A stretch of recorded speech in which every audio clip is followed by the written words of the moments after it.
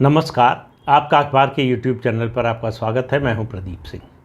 पिछले दिनों तमिलनाडु की राजधानी चेन्नई में बिहार के मजदूरों के साथ मारपीट का एक समाचार वायरल हुआ।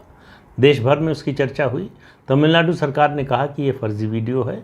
जो वीडियो है वो बहुत पुराना है, किसी और घटना का है, उसको इस रूप में प्रदर्शित किया जा रहा है।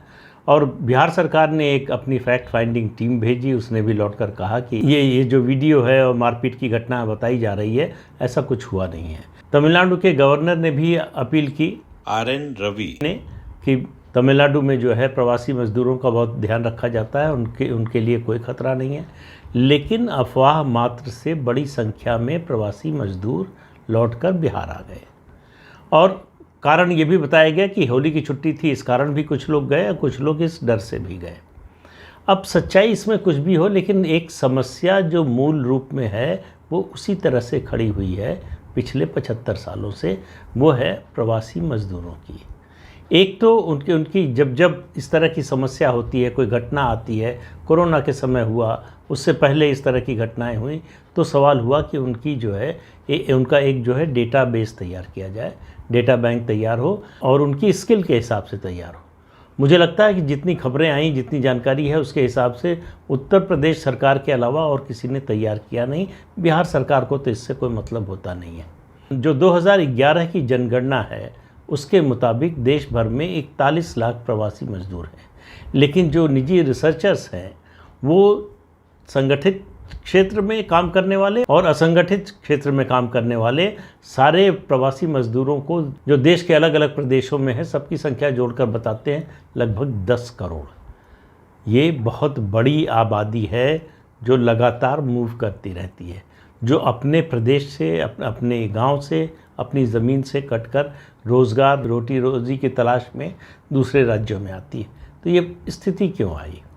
2022-23 की जो इकोनॉमिक सर्वे है उसके मुताबिक तमिलनाडु में सिर्फ 25 लाख प्रवासी मजदूर हैं। और पूरे देश में तमिलनाडु में प्रवासी मजदूरों की संख्या सबसे बड़ी है, क्योंकि इंडस्ट्रियलाइजेशन सबसे ज़्यादा है। वहाँ इंडस्ट्रीज़ लग रही हैं, पहले से हैं, नई लग रही हैं, तो लोगों की ज़रूरत है। तमिलनाडु एक ऐसा स्टेट है जिसके बारे में कहा जा रहा है कि 2021 से 2036 के बीच में उसकी आबादी बढ़ने की दर देश में सबसे कम होगी अन्य राज्यों की तुलना में। तो उसे और ज़्यादा स्किल्ड लेबर की और अनस्किल्ड लेबर की भी ज़रूरत पड़ेगी। तो सर्विस सेक्टर में, फैक्ट्री में और कंस्ट्रक्शन वर्क में, इन सब जगहों पर उनकी ज़रूरत पड़ेगी। लेकिन ज़रूरत पड़ेगी ये तो अच्छी बात है। नीतीश कुमार ये कहकर पल्ला झाड़ लेते हैं कि जो है बिहार समुद्र के किनारे नहीं है, ज़्यादातर इन्वेस्टमेंट जो है समुद्र के किनारे जो राज्य हैं उनमें आता है, इसलिए बिहार में इन्वेस्टमेंट नहीं आता, तो इसलिए फैक्ट्री नहीं लगती, तो इसलिए रोज़गार के अवसर नहीं मिलते, इसलिए लोगों को बाहर जाना पड़ता है। ये किसी भी सरकार के निकम्मेपन का सबसे बड़ा उदाहरण है। बगल का राज्य है उत्तर प्रदेश, जो आबादी में बिहार का दुगना है, और वहाँ वो भी किसी समुद्र के किनारे नहीं है। वहाँ जिस तरह से प्रयास हुए हैं, कोरोना के दौरान जितने मजदूर आए बाहर से लौटकर, उन सब का एक डेटा बैंक तैयार किया गया। स्किल के आधार पर कौन किस स्किल में मास्टर है, किस में दक्ष है, उसकी तैयारी की गई। लेकिन ये तो केवल डेटा और उसकी बात हुई। बात ये है कि आप में कोई विजन है इस समस्या का हल करने के लिए। तो पहले आप अध्ययन करेंगे कि समस्या पैदा क्यों हुई। 1951 में, 1951 में, आज़ादी के 4 साल बाद की बात है सिर्फ, देश भर में जो कुल कारखाने थे उनकी संख्या थी 6,982, 6,982 रजिस्टर्ड कारखानों की बात कर रहा हूँ। और इनमें से 455 बिहार में थे। आज बिहार में कोई बड़ा कारखाना बचा नहीं है। जो थे वो धीरे धीरे एक एक करके बंद होते गए। जो आर्टिजन्स थे, जो स्थानीय कलाकार थे, जो पैतृक रूप से जो है जिन धंधों में लगे रहते थे, उन सब ने छोड़ दिया। तो पलायन का एक कारण नहीं है, बहुत से कारण हैं। और उन सब कारणों के पीछे बिहार की राज्य सरकारें हैं। कांग्रेस पार्टी की रही हो, लालू प्रसाद यादव की रही हो, नीतीश कुमार की रही हो, और नीतीश कुमार की सरकार में आरजेडी और बीजेपी दोनों बारी बारी से रह चुके हैं। तो ये जो सत्ता में जो लोग रहे सरकारों में पिछले 40-50 सालों में, वो सब लोग जिम्मेदार हैं। बिहार में जो पारंपरिक उद्योग थे उनको बंद करने का सिस्टमेटिक तरीके से काम हुआ। बिहार कृषि प्रधान प्रदेश है। पंजाब की तरह यहाँ पानी की समस्या नहीं है, ज़मीन की जो है उपजाऊपन की समस्या नहीं है। इसके बावजूद पंजाब से कृषि में बहुत बहुत बहुत पीछे है बिहार। क्यों है? क्योंकि कृषि से संबंधित जो उद्योग थे वो बंद हो गए। नए उद्योगों की खुलने की तो बात ही अलग है। आज़ादी के बाद शुगर के क्षेत्र में यानी चीनी उद्योग में, गन्ना उद्योग में बिहार अग्रणी राज्यों में था। आज उसकी कोई कहीं गिनती नहीं है। इसके अलावा बगल के राज्य का फिर से उदाहरण दे रहा हूँ, सिर्फ 6 साल हुए हैं योगी आदित्यनाथ को मुख्यमंत्री बने हुए। 1 डिस्ट्रिक्ट 1 प्रोडक्ट, यानी जो स्थानीय कलाकार हैं, जो कारीगर हैं, उनकी जो क्षमता है, उनकी जो दक्षता है, उनकी जो स्किल है, उसके आधार पर उद्योग को बढ़ावा देना। आज हालत ये है कि 1 डिस्ट्रिक्ट 1 प्रोडक्ट को लेकर उत्तर प्रदेश एक्सपोर्ट में अग्रणी हो रहा है, बड़े पैमाने पर एक्सपोर्ट हो रहा है उसका। प्रधानमंत्री दुनिया में बाहर जाते हैं जब, तो दुनिया के जो हेड ऑफ स्टेट्स हैं उनसे मिलते हैं, तो उपहार में यही 1 डिस्ट्रिक्ट 1 प्रोडक्ट के जो है वो सामान उनको भेंट में देते हैं। इससे उनकी गुणवत्ता का अंदाज़ा लगाइए। तो बिहार की सरकारों ने मधुबनी का मलमल हो, किशनगंज में कागज़ का कारखाना हो, दरभंगा में हाथी दांत के काम का व्यापार हो, पूर्णिया में सिंदूर का उत्पादन और टेंट हाउस में लगने वाले सामान का उत्पादन हो, हथकरघा, चमड़ा, तंबाकू, ये सब इंडस्ट्री एक एक करके बंद हो गई। एक व्यक्ति जिसका नाम है नीतीश कुमार 17 साल से ज़्यादा समय से सत्ता में है। इसके बावजूद इस दिशा में एक भी कदम नहीं उठाया है। बिहार के लोग बाहर न जाएं, इसके लिए उनकी सरकार ने और उनके नेतृत्व की सरकार ने कुछ नहीं किया। लालू प्रसाद यादव कहते भी थे, उन पर आरोप भी था, वो उनका सीधा सीधा कहना था कि हम विकास नहीं करेंगे। वो विकास के समर्थक नहीं थे। उनका कहना था कि हम सामाजिक न्याय के लिए आए हैं, उसी के नारे पर जीत कर आए हैं और हम सामाजिक न्याय में ही यकीन करते हैं। लेकिन सामाजिक न्याय जब तक विकास नहीं होगा नहीं मिल सकता। आप केवल पॉलिटिकल एम्पावरमेंट कर सकते हैं और वो हुआ, लेकिन एक ही वर्ग का हुआ।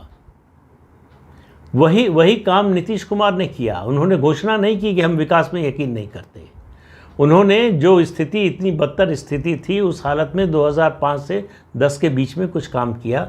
उसके बाद से उन्होंने मान लिया कि अब बिहार पर राज करना उनका जन्मसिद्ध अधिकार है। तो बिहार से मजदूरों का पलायन न रुका है न रुकने वाला है।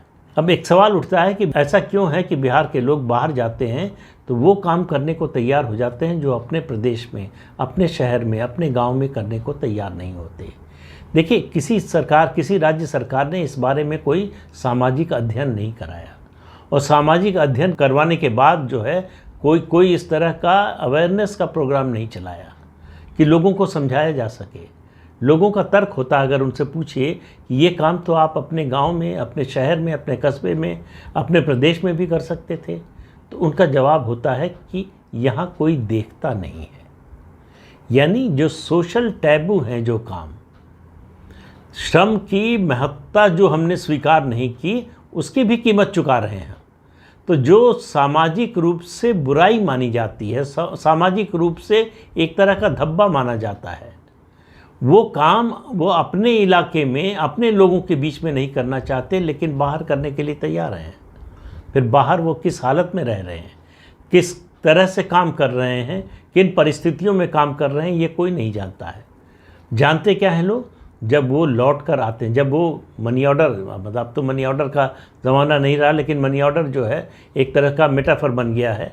जब वो पैसा भेजते हैं या जब वो आते हैं, सामान पैसा लेकर आते हैं, तो लोगों को, जो लोग वहाँ हैं, दिखाई देता है कि ये बाहर गए और देखिए कितनी कमाई करके आ रहे हैं, इनके घर के लोगों की आर्थिक स्थिति सुधर रही है। उनको केवल ये नज़र आता, उनको ये नज़र नहीं आता, ये पता नहीं होता कि वहाँ वो किन परिस्थितियों में परिवार से दूर रहकर काम कर रहे हैं।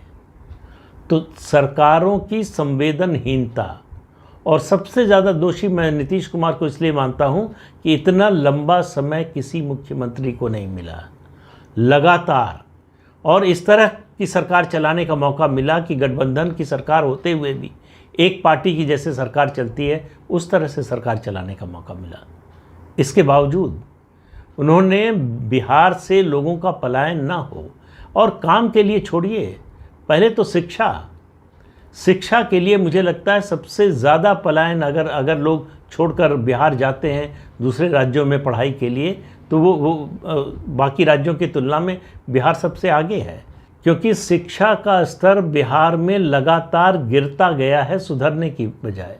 स्वास्थ्य को देख लीजिए, बाकी इंफ्रास्ट्रक्चर को देख लीजिए, निवेश के लायक माहौल को देख लीजिए, इन सब को सरकार का रवैया, लाल फीताशाही देख लीजिए, इन सब को आप देखेंगे तो आपको समझ में आएगा कि बिहार की ये हालत क्यों है, और बिहार की ये हालत के लिए, इस हालत के लिए जिम्मेदार कौन है।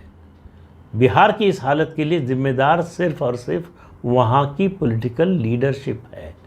सरकार किसी पार्टी की रही हो, सबने वही किया है।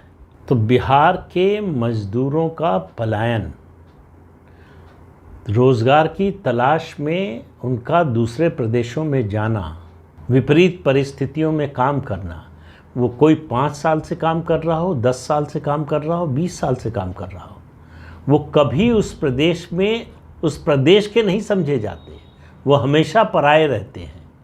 एक ये जो मनोवैज्ञानिक यात्रा और यंत्रणा उनको सहनी पड़ती है बाहरी होने का, और हर समय इस आशंका में जीना कि पता नहीं कब कौन नाराज़ होगा और हमला करेगा, कब हमको यहाँ से भगा दिया जाएगा, कब हमारे खिलाफ अभियान शुरू हो जाएगा, कब हमारे खिलाफ हिंसा शुरू हो जाएगी। और ये चेन्नई की बात नहीं है, आपने मुंबई में बहुत से ऐसे दृश्य देखे होंगे, दूसरे प्रदेशों में भी, पंजाब में, गुजरात में। इसके बावजूद कि उस प्रदेश की आर्थिक उन्नति में उनका बड़ा योगदान है, जितने प्रवासी मजदूर हैं चाहे जिस प्रदेश से आते हों, इसके बाद भी जो राज्य सरकारें हैं, जो पॉलिटिकल लीडरशिप वहाँ की है, उसमें कोई ऐसी संवेदना नहीं है, संवेदनशीलता नहीं है उनके प्रति कि आज अगर तमिलनाडु से सारे प्रवासी मजदूर निकल जाएं तो तमिलनाडु के कल कारखाने बंद हो जाएंगे। ये होने के बावजूद इस तरह का हो रहा है। इसके लिए फिर मैं कहता हूँ कि जिम्मेदार राज्य सरकार है। जो बदलाव 6 साल में उत्तर प्रदेश में आया है, 17 साल में बदलाव आना तो दूर और पीछे गया है बिहार। ये फ़र्क होता है लीडरशिप के कैरेक्टर का, कि कौन सी लीडरशिप है जिसमें विजन है, जिसमें पॉलिटिकल विल पावर है, जिसमें बदलाव की इच्छा है, और वो कौन सी लीडरशिप है जो यथास्थिति को बनाए रखने या उसको बिगड़ने में मददगार बनती है। तो बिहार के लोगों की समस्या अगर पिछले 17 साल में जस की तस है, 18 साल में उसमें कोई सुधार नहीं आया है, तो उसके लिए सिर्फ और सिर्फ नीतीश कुमार जिम्मेदार है। तो इस अंक में इतना ही। अगले अंक में फिर मिलेंगे किसी नए मुद्दे के साथ। तब तक के लिए अनुमति दीजिए। आपसे अनुरोध है कि ये चैनल देखिए, शेयर कीजिए, लाइक कीजिए और सब्सक्राइब ज़रूर कीजिए। नमस्कार।